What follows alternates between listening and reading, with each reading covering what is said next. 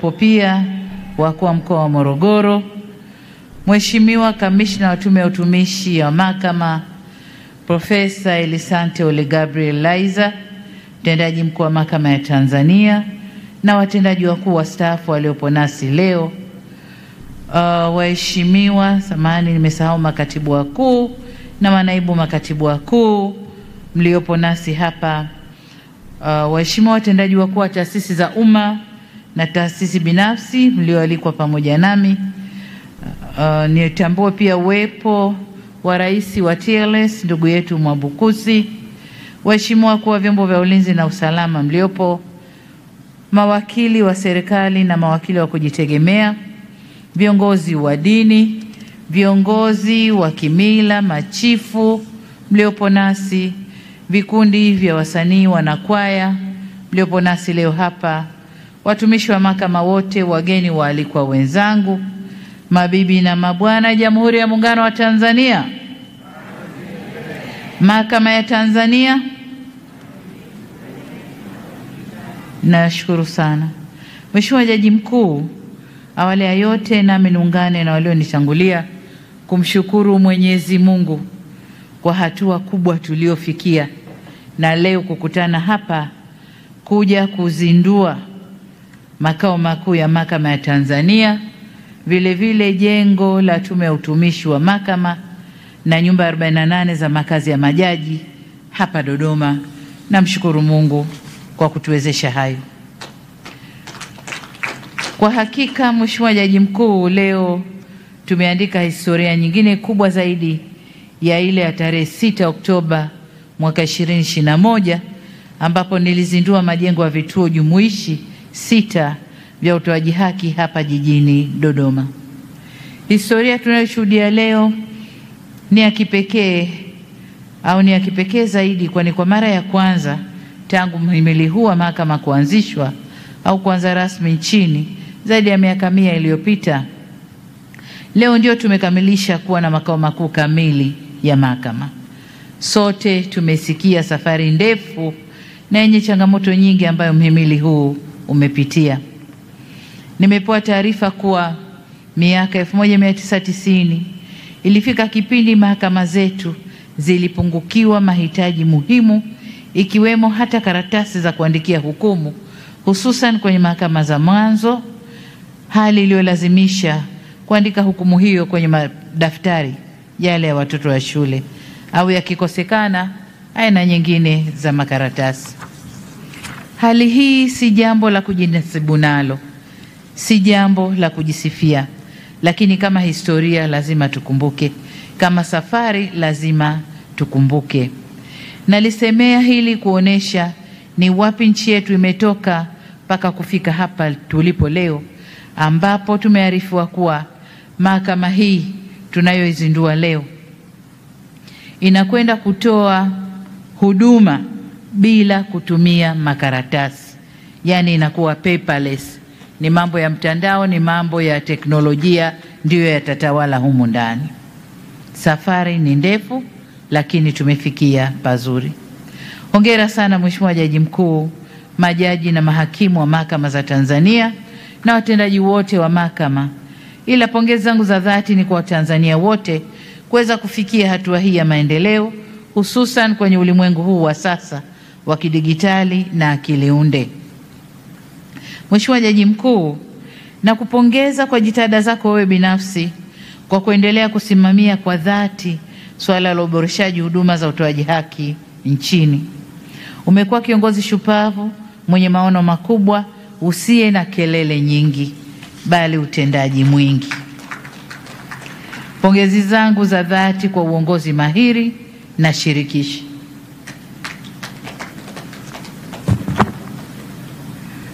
Pia niwapongeze watendaji wote wa mahakama nchini kwa kuweka juhudi na ufanisi mkubwa kwenye kazi zenu hata pale mlipokabiliwa na mazingira magumu ya kukosa majengo muafaka, pungufu wa watumishi, vitendea kazi hafifu au vilivyopitwa na wakati, pamoja na ukosefu wa mahitaji mengine muhimu, lakini mlikaa na kufanya kazi yenu katika hali hiyo hiyo. Mheshimiwa Jaji Mkuu, nimepata fursa ya kuyaona majengo haya mawili na kutembelea ndani ya jengo la makao makuu tunayozindua rasmi leo. Nimejionea kazi kubwa iliyofanyika, kwa maana usanifu na vifaa vilivyofungwa.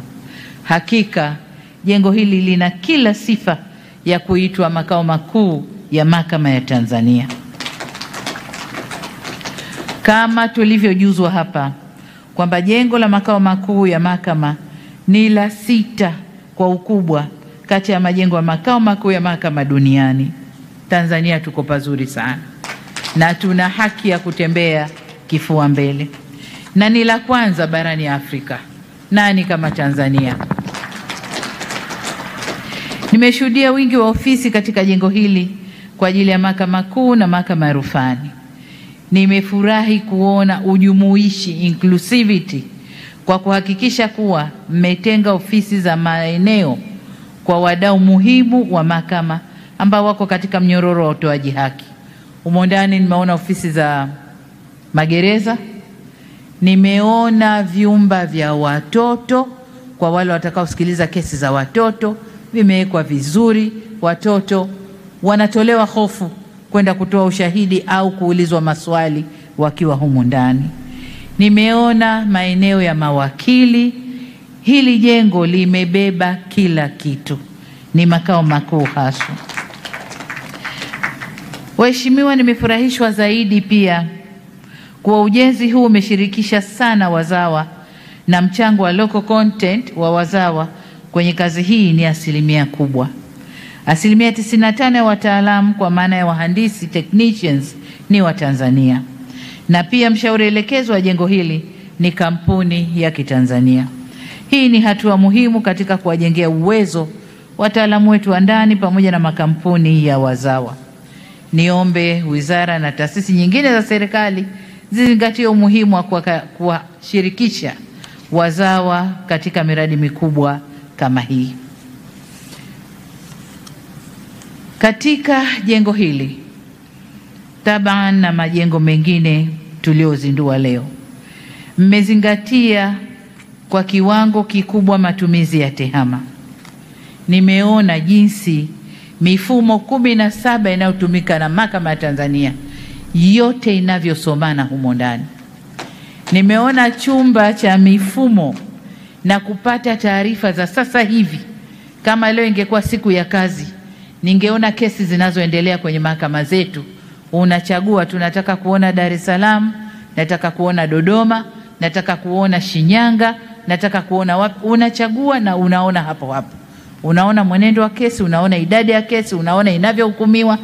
Kwa kweli ni maendeleo makubwa.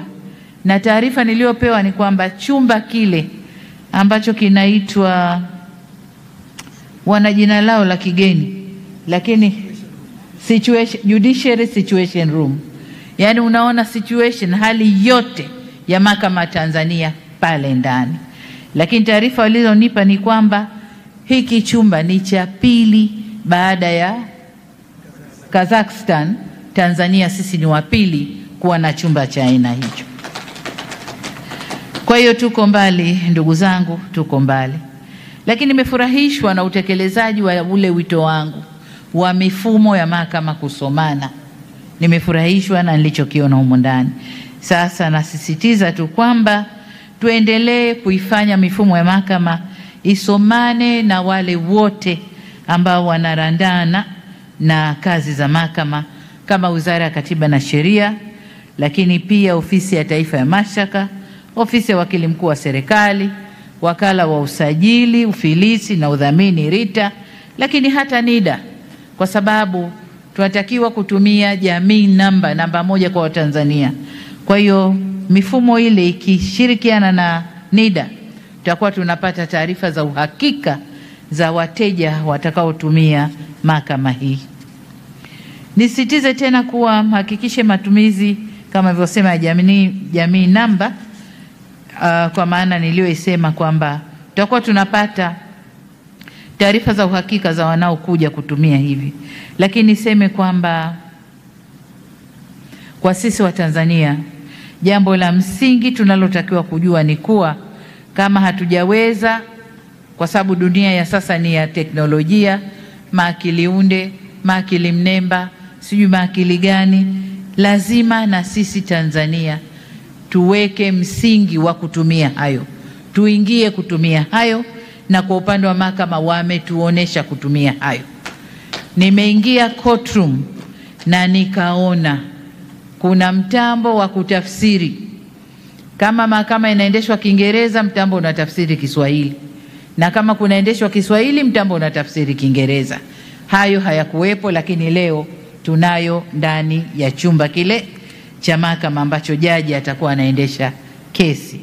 Sasa nataka niseme kwamba huku ndio kubadilika, na sisi Tanzania lazima tubadilike, tuendane na mtindo huo, kwa sababu tusipojibadilisha tutakuja kubadilishwa, na kubadilishwa ni kazi kubwa, kwa sababu tutakuwa hatujajiandaa, lakini tunalazimika kubadilika bila kujiandaa.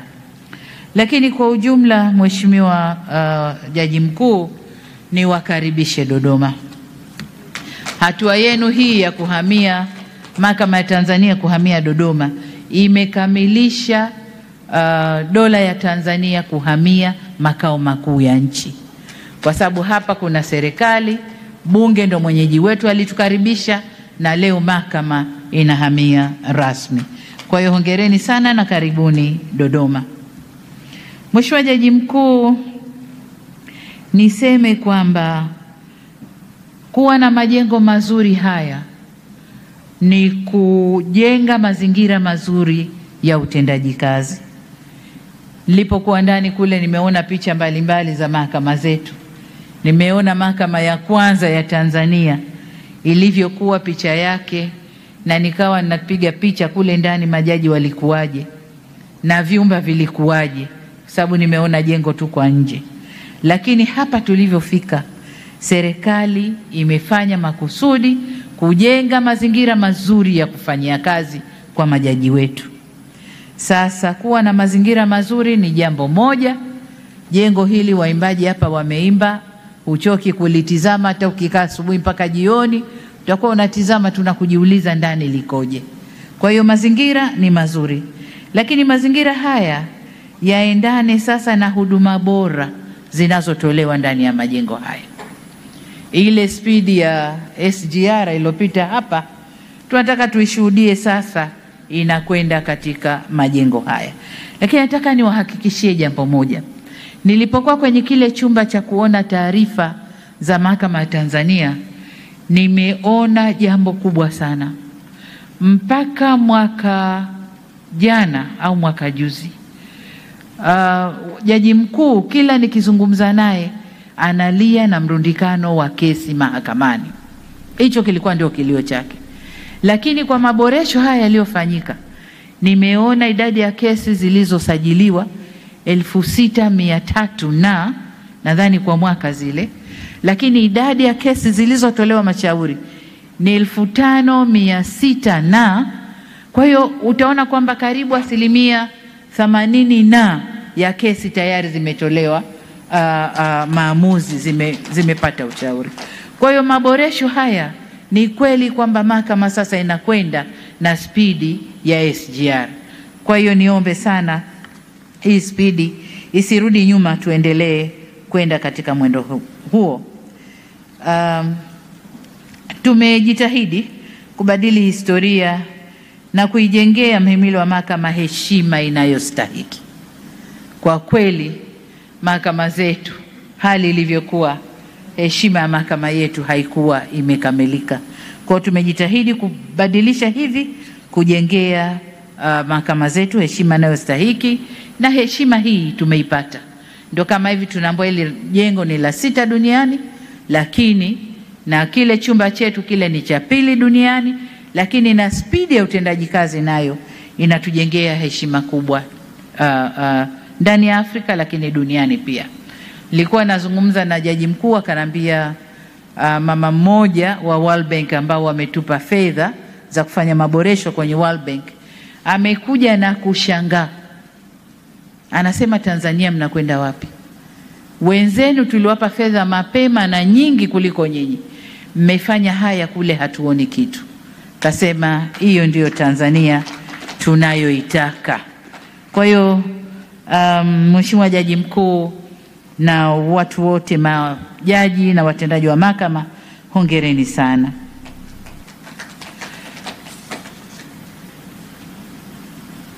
Serikali katika hatua nyingine ya kufanya mahakama iende kwa haraka, tumeongeza bajeti ya mahakama toka bilioni 160 mwaka 21, na nadhani mwaka huu wa fedha tuko kwenye bilioni 321.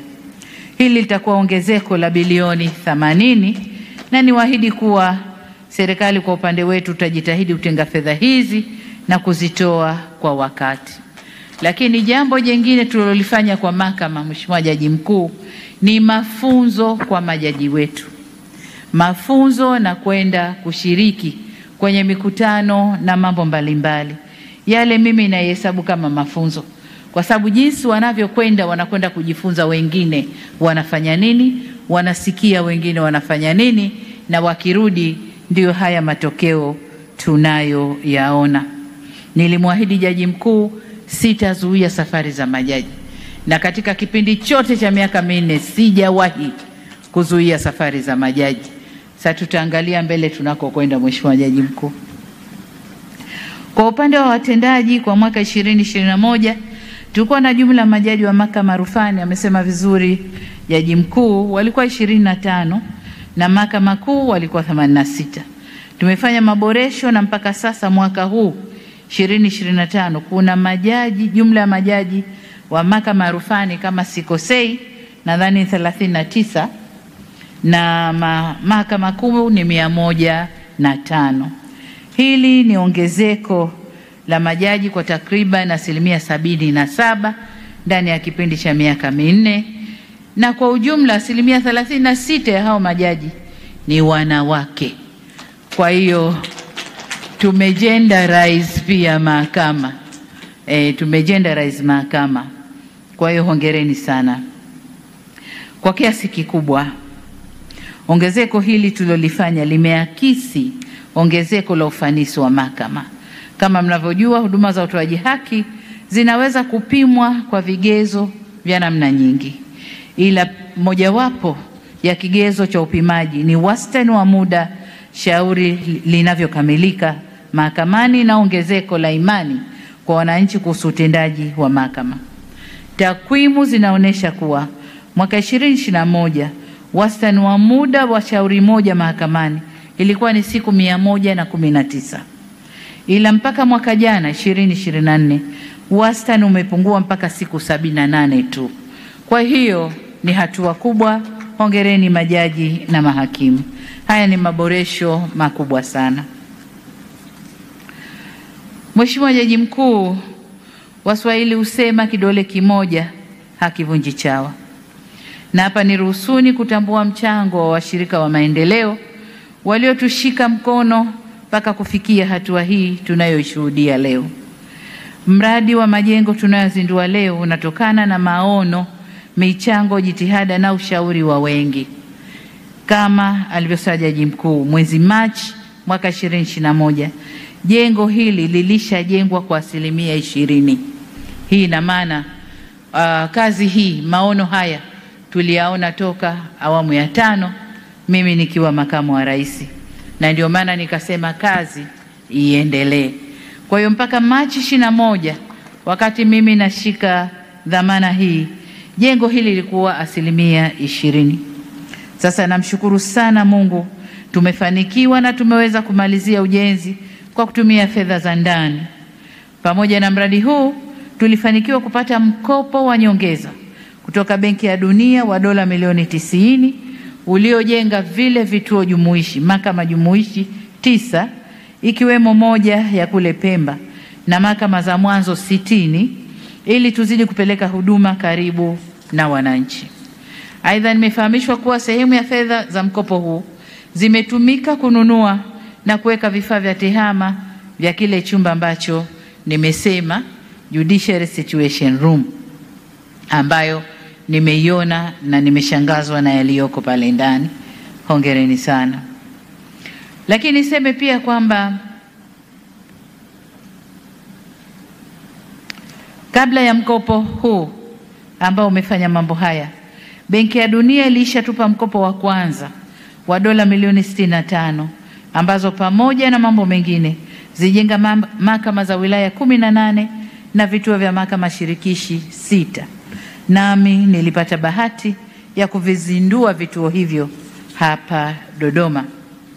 Lakini katika jitihada za mashirikiano tunayoyashuhudia leo ni matokeo ya uzoefu tulioupata kutoka kwenye mahakama za nchi nyingine marafiki ambao mifumo yao ya utoaji haki inasifika kwa uimara, ubora na uwazi zaidi.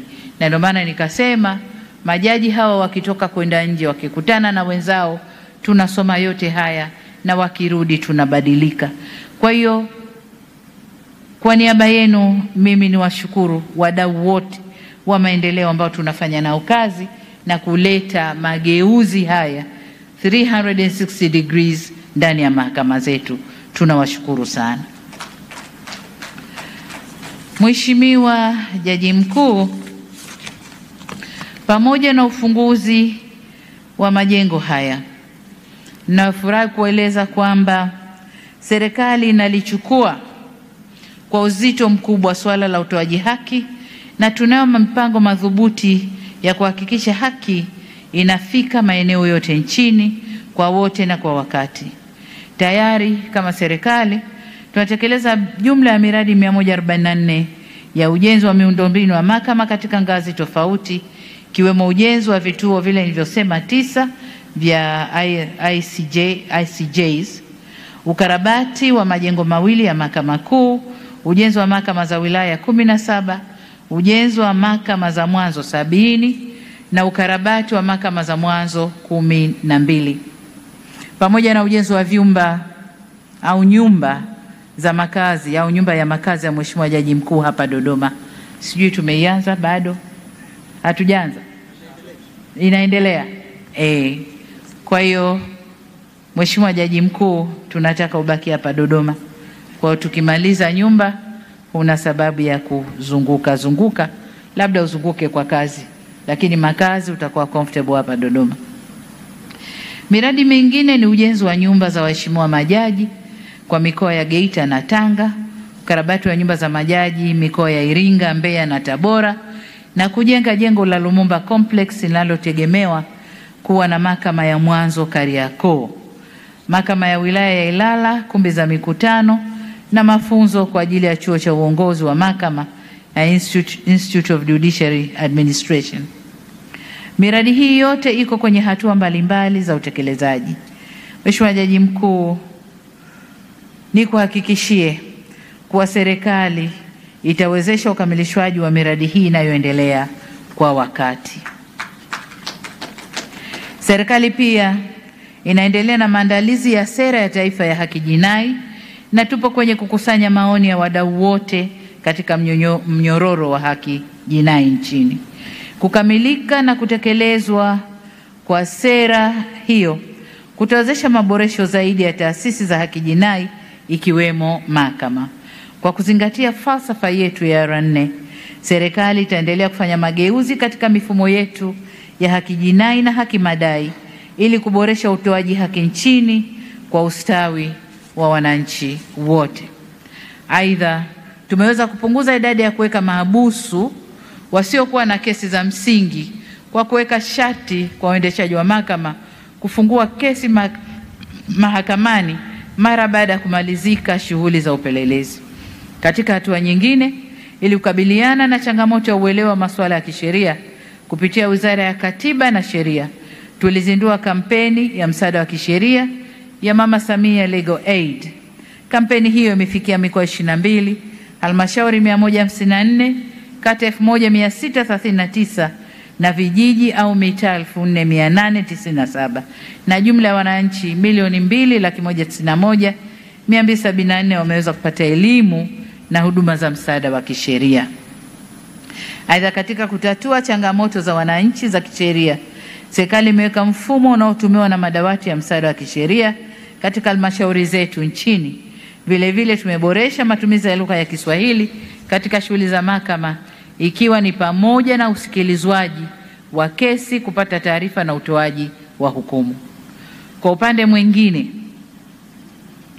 nimetembelea hili jengo, nimezungushwa kwenye kitengo cha kusikiliza malalamiko au kutoa mrejesho kwa namba ambazo mtendaji mkuu wa mahakama nadhani anazitangaza huko, lakini wananchi wanapiga simu moja kwa moja kutoa mrejesho au kusifu mahakama au kusema changamoto za mahakama au kutoridhishwa na hukumu iliyotoka, na mirejesho ile inachukuliwa, inafanyiwa kazi, na kama kureview kesi zinakuwa reviewed au zinapitiwa upya, na kama mambo mengine changamoto zile zinafanyiwa kazi. Huu ni uwazi mkubwa kwa mahakama zetu, ni uwazi mkubwa, na imeongeza credit, sifa ya Tanzania katika utawala bora. Hongereni sana mahakama. Lakini kwa upande mwingine, tumefanya maboresho katika mitaala na ufundishwaji kwenye vyuo vyetu vya sheria. Kwa mfano, Shule Kuu ya Sheria kwa Vitendo, The Law School of Tanzania, na chuo cha mahakama kile tunachokijua Institute of Judicial Administration. Nataka niwaahidi kwamba serikali itaendelea kuunga mkono juhudi za mahakama katika kuboresha maslahi ya watumishi wa mahakama.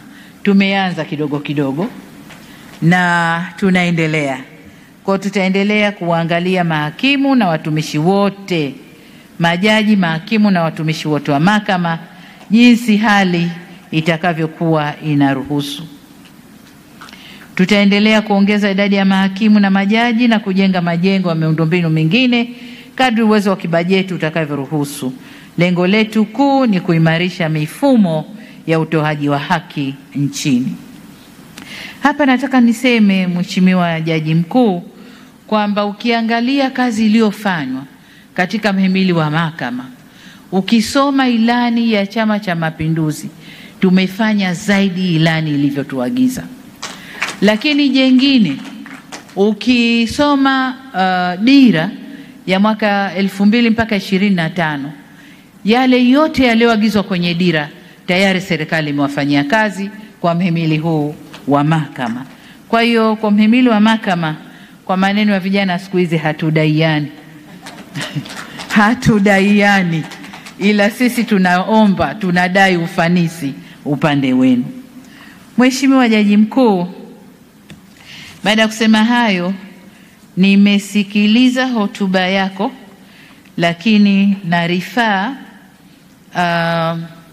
mazungumzo ninapofanya nawe katika nyakati mbalimbali. Na kwanza nataka kwa kipekee niwapongeze pia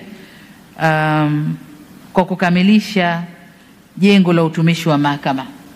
Nimezungumza kwa urefu kuhusu jengo hili, lakini wapongeze kwa kukamilisha jengo la utumishi wa mahakama, lakini na zile nyumba za majaji. Kama nilivyosema, ni ukweli kuna changamoto za kijamii kwa jaji kuishi kwenye nyumba ya kupanga. Majaji wako huko, wako kwenye nyumba ya kupanga. Sasa ikitokea landlord ana kesi, sijui jaji unakuwa kwenye hali gani, na jaji wa kusikiliza hiyo kesi ni wewe, sijui unakuwa kwenye hali gani. Sasa hiyo taswira inatusukuma tuweke mkazo kwenye ujenzi wa nyumba za majaji. Lakini la pili, kile kiwanja cha Chimala ambacho umesema ni kidogo, nadhani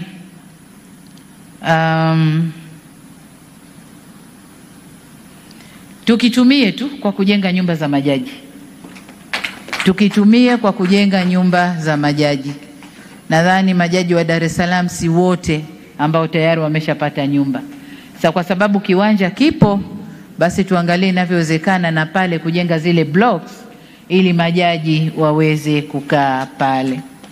Nadhani katika bajeti ya mwaka ujao 2026, naomba sana kwa mwaka huu tuachieni tumalize yaliyo kwenye pipeline, lakini kule mbele hebu tuanze kutafuta wachoraji kama mchoro ni ule ule, lakini tujiandae na budget ya kujenga hizo nyumba pale Chimala.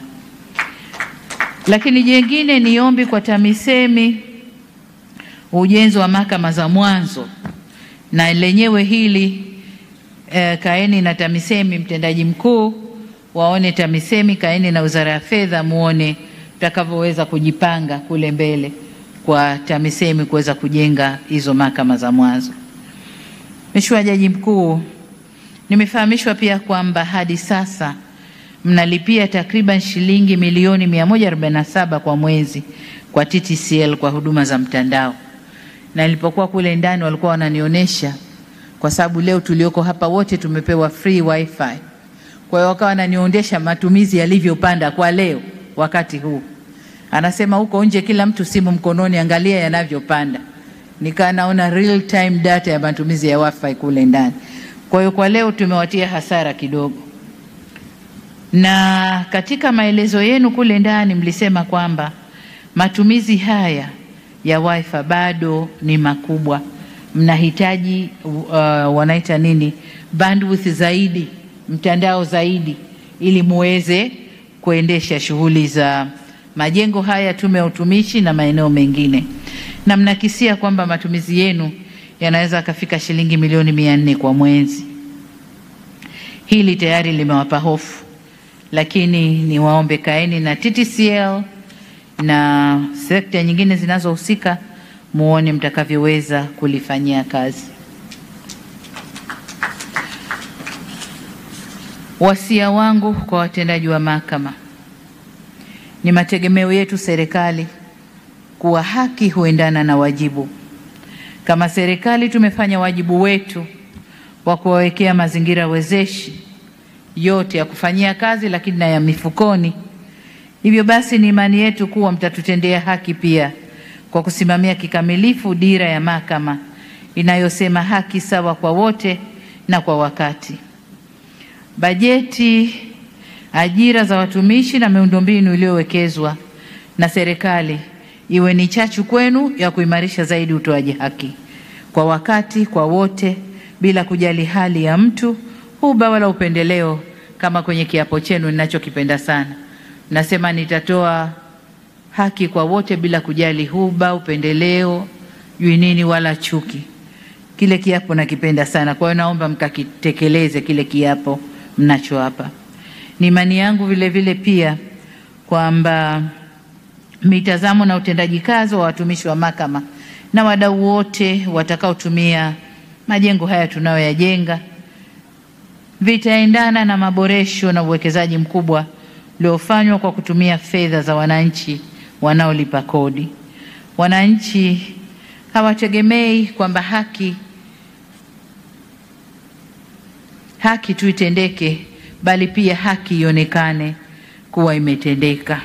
Na hapa napata faraja, sababu katika tathmini tunayofanyiwa na kimataifa, imani ya watu kwa mahakama imekuwa inapanda kila mwaka tunavyofanyiwa tathmini. Nadhani mpaka mwaka jana tulikuwa 88 mpaka mwaka jana. Kwa hiyo imani yangu na maboresho haya tutakwenda kupandisha imani ya watu juu ya mahakama zao.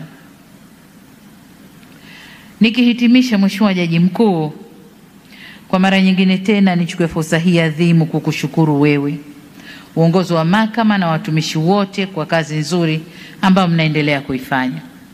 Mheshimiwa Jaji Mkuu, natambua kwamba umebakisha miezi michache kustaafu. Na mimi sina tena dhamira ya kugombana na majaji wale. Na dhamira ya kukuacha ukapumzike. Kwa hiyo waheshimiwa majaji, jipangeni tu. Jaji anakwenda kupumzika.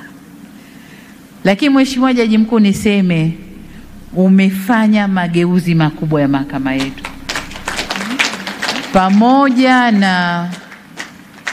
Pamoja na msukumo wa serikali, lakini mageuzi ya fikra, kusimamia na kuleta mageuzi tunayoyaona leo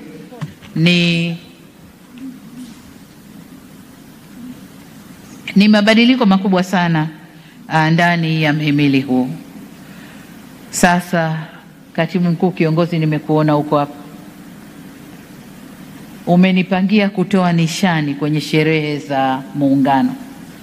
Naomba niongezee nishani moja ya Jaji Mkuu wa Tanzania. Baada ya hayo, niruhusuni kugusia maneno machache ambayo naomba muyatupie jicho kwa maboresho zaidi. La kwanza, mahakama za mwanzo. Msifungwe sana na masharti ya kiufundi kule mahakama za mwanzo, lakini kama ibara yetu ya 107A na ibara ndogo ya pili E ya katiba inavyosema, kwa katika kutoa maamuzi yake, miongoni mwa kanuni ambazo mahakama zitazingatia ni kutenda haki bila kufungwa kupita kiasi na masharti ya kiufundi yanayoweza kukwamisha haki kutendeka. Naomba hiyo ibara iangaliwe hasa kwenye mahakama za mwanzo. Ninatambua kwamba tumeongeza mahakimu na watendaji wengine ambao ni wataalamu. Hata hivyo, ikiwa mahakama za mwanzo zitajifunga sana na masharti ya kiufundi, zitashindwa kufikia lengo la kurahisisha upatikanaji wa haki kwa wananchi, hivyo kupelekea wananchi kukimbilia ofisi za mkuu wa mkoa au ofisi za wilaya au ofisi za Chama cha Mapinduzi. Kumbe wangeenda mahakamani kwa urahisi wakapata haki zao. Ni lazima tuwajengee imani wananchi kwa mahakama ndio kimbilio lao la kwanza, la mwisho na la kipekee katika kudai haki. La pili ni uadilifu kwa majaji na watendaji wa mahakama, jambo muhimu la msingi katika kujenga imani kwa Watanzania kwa mahakama zao, lakini pia kulinda heshima ya mahakama zetu. Tuendelee kuhakikisha miradi ya ujenzi na kuwa na value for money na uwezo kwenye matumizi ya fedha za wananchi.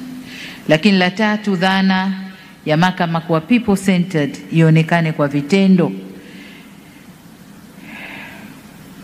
Na hapa napongeza kile kituo cha call center. Ni kweli mahakama inaonesha kwamba ni people centered.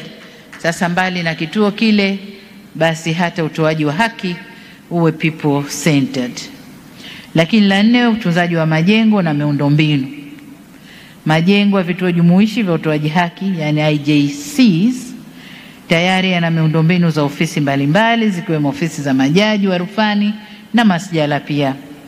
Ila ni jambo la kushangaza kuwa bado majaji wa rufani wanasafiri umbali mrefu, na hapa ni hoja ya kwamba kujenga nyumba karibu na maeneo ya kutendea kazi. Lakini wakati na kukabidhi ufunguo, Mheshimiwa Jaji Mkuu, wakati na kukabidhi ule mkubwa wa dhahabu, nilikuomba sana kutunza majengo haya. Unajua, ujenzi ni jambo moja, maintenance ni jambo jingine. Na kwa bahati mbaya sisi Waswahili, neno maintenance kwetu tupite tu huko, tunajenga majumba yetu mazuri kweli, tukipata vijisenti vyetu mbio tunakimbilia tunajenga. Baada ya miaka 5 kipita nje ukungu umetanda, dirisha vunjika, kioo halijarekebishwa, sijui kitu gani kimeporomoka kinaning'inia hivyo hivyo. Kwa hiyo majengo haya, Mheshimiwa Jaji Mkuu na mtendaji mkuu wa mahakama haswa, hili jengo nikipita hapa miaka 3 nilikute liko hivi. Jengo la Tume ya Utumishi wa Mahakama liwe hivyo ndani na nje. Tujitahidi sana. Najua maintenance cost ni kubwa, lakini iwe sehemu ya bajeti kwamba hizi fedha ni kwa ajili ya maintenance ya majengo yetu. So tunajenga vizuri, tunashangilia, tunafungua kwa sherehe, alafu baada ya miaka 2-3 vioo vile vimeporomoka, madirisha yako wazi, upepo wa Dodoma ukivuma unasikia zumari uko ndani. Hiyo haitapendeza. Lakini jengine, Mheshimiwa, maboresho haya tunayoyafanya yahakikishe pia tunaimarisha mahakama maalum za ardhi, mahakama za familia. Kwa mfano pale Dar es Salaam iko vizuri kwa sababu iko kwenye kituo jumuishi, lakini mahakama za biashara pia, ili nazo zitoe huduma bora za kuchangia ukuaji wa sheria kwenye maeneo hayo. Mheshimiwa Jaji Mkuu, kama unakumbuka, nadhani ilikuwa mwaka jana wakati wa siku ya sheria duniani, nikiwa mgeni rasmi, ulizungumza mambo mengi, ukazungumzia habari ya zumari. Kasema hapa Tanzania zumari ikipigwa wapi inasikika mpaka wapi, na sasa lile zumari tumelipiga Watanzania wameshalisikia, wanacheza ule mluzi tunaotoa kwenye zumari. Kwa hiyo mabadiliko yaendelee, zumari liendelee kulizwa ili mabadiliko katika sekta hii yaendelee. Mheshimiwa na ndugu zangu mliopo hapa nasi,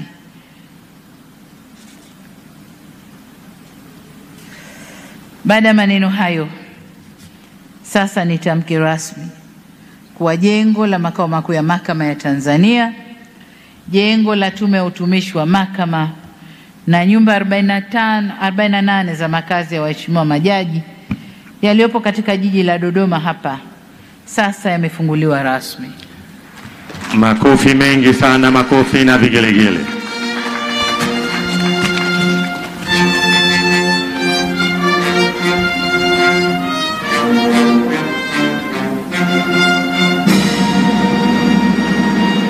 Jamhuri ya Muungano wa Tanzania. Kazi iendelee. Mahakama ya Tanzania. Kazi iendelee. Asanteni sana. Naomba tusimame kama ishara ya kumshukuru Mheshimiwa Rais. Makofi mengi, kina mama vigelegele. Tanzania oye! Aya, asante. Mheshimiwa Rais, naomba uridhie kwa kumalizia tupate picha za kumbukumbu kwa haraka haraka. Naomba tukae. Wale nitakao waita viongozi mtapitia huku niliko mimi. Baada ya picha tutatoka upande wa kule kwenye podium aliyoitumia Mheshimiwa Rais. Kwanza tupate picha ya meza kuu, jaji mkuu mstaafu, majaji viongozi wastaafu na majaji wote wastaafu tuliopo. Niliwaita tuje huku mbele. Meza kuu, jaji mkuu mstaafu ambaye yuko hapa, majaji viongozi wastaafu na majaji wastaafu tuliopo. Karibuni viongozi wetu. Wakati huo kundi la pili lijiandae, makamishna wa Tume ya Utumishi wa Mahakama. Tujiandae kabisa. Tusogee huku wazee yangu. Makamishna wa Tume ya Utumishi wa Mahakama tujiandae kwa kusogea. Sogee hapo ili wakati ukifika